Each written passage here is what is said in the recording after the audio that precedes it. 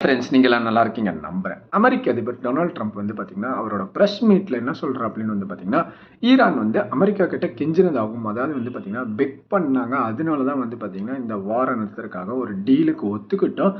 அதிலயும் குறிப்பா வந்து பார்த்தீங்கன்னா, ஈரானுக்கு நாங்க 15 கண்டிஷன்ஸ் சொல்லியிருக்கோம். ஆல்ரெடி வந்து பார்த்தீங்கன்னா, ஈரான் 5 நாளுக்குள்ள வந்து பார்த்தீங்கன்னா, இந்த பவர் பிளான்ட்ஸ் அட்டாக் பண்ணுவோம்னு சொல்லியிருந்தேன் பார்த்தீங்களா?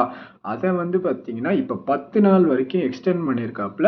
இந்த ஸ்ட்ரெய்ட் ஆஃப் ஹார்மோஸ் பகுதியை திறக்கல. ஏன்னா இந்த டீல் பேச்சுவார்த்தைலாம் நடந்துட்டு இருக்கிறதுனால சுமூகமா போயிட்டு இருக்கிறதுனால வந்து பார்த்தீங்கன்னா ஈரானோட பவர் பிளான்ட்ஸ் மேல அட்டாக் பண்றதை வந்து பார்த்தீங்கன்னா அடுத்த 10 நாள் வரைக்கும் வந்து பார்த்தீங்கன்னா நிறுத்தி வச்சிருக்கேன் அப்படிங்கிற மாதிரி அமெரிக்க அதிபர் டொனால்ட் ட்ரம்ப் சொல்லியிருக்காப்புல.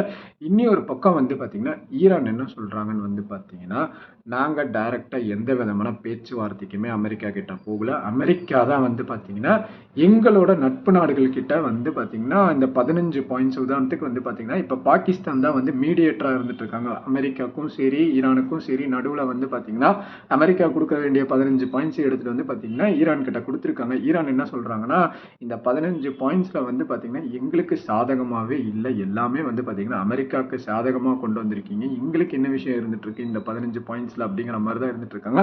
ஒரு சைடு வந்து பார்த்தீங்கன்னா ஈரான் வந்து இந்த போர்ல அவங்க உள்நாட்டுக்குள்ளேயே வந்து எக்கச்சக்கமான வர்த்தகமும் பாதிக்கப்பட்டு மிகப்பெரிய அளவுக்கு வந்து பார்த்தீங்கன்னா அவங்களும் பாதிக்கப்பட்டு இருக்காங்க. இந்த ஸ்ட்ரெய்ட் ஆஃப் ஹார்மோஸ் பகுதியை வந்து முடக்கி வச்சதுனால வந்து பார்த்தீங்கன்னா குளோபல் லெவல்ல வந்து பார்த்தீங்கன்னா இந்த கச்சா எண்ணெயோட விலையும் சரி எல்பிஜியோட விலையும் சரி ஏறிக்கிட்டே போயிட்டு இருக்கு. இந்தியாவும் சரி அமெரிக்காவும் சரி சைனா எல்லா பக்கமே வந்து பார்த்தீங்கன்னா சர்வதேச லெவல்ல வந்து பார்த்தீங்கன்னா இந்த பிரச்சனைங்கிறது வந்து போயிட்டு இருக்கிறதுனால வந்து பார்த்தீங்கன்னா இந்த போர்ல வந்து பார்த்தீங்கன்னா அமெரிக்கா கிட்ட வந்து எவ்வளோ நாள் எதிரிகள் வந்து அவங்களை அட்டாக் பண்ணாலுமே எவ்வளோ நாள் தாக்கு பிடிச்ச அவங்க வந்து பதிலடி கொடுக்க முடியுங்கிற அளவுக்கு தான் வந்து பார்த்தீங்கன்னா வித்ஸ்டாண்ட் பண்ணிக்கிட்டு இருக்காங்க இப்போ இருக்கக்கூடிய சூழ்நிலை ஈரான்.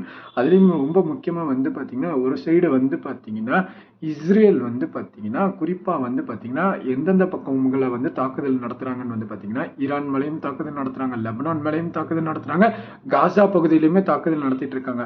இஸ்ரேலோட ராணுவ படையில் இருக்கக்கூடிய சீஃப் என்ன சொல்ற அப்படின்னு வந்து பார்த்தீங்கன்னா, இத்தனை பக்கம் வந்து நம்ம இஸ்ரேல் வந்து போர் பண்ணிக்கிட்டு இருக்கு, ஒரு பக்கம் வந்து இஸ்ரேலுக்கும் பாதுகாப்பு கொடுக்கணும், ஏன்னா வந்து ஈரான் வந்து அட்டாக் பண்ணிட்டு இருக்காங்க, அந்த பாதுகாப்பு வந்து பார்த்தீங்கன்னா போதுமான அளவுக்கு வந்து ஆர்மியில் ஆட்கள் இல்லை அப்படிங்கிற மாதிரி இஸ்ரேல் சைட்ல இருந்து சொல்லிட்டு இருக்காங்க.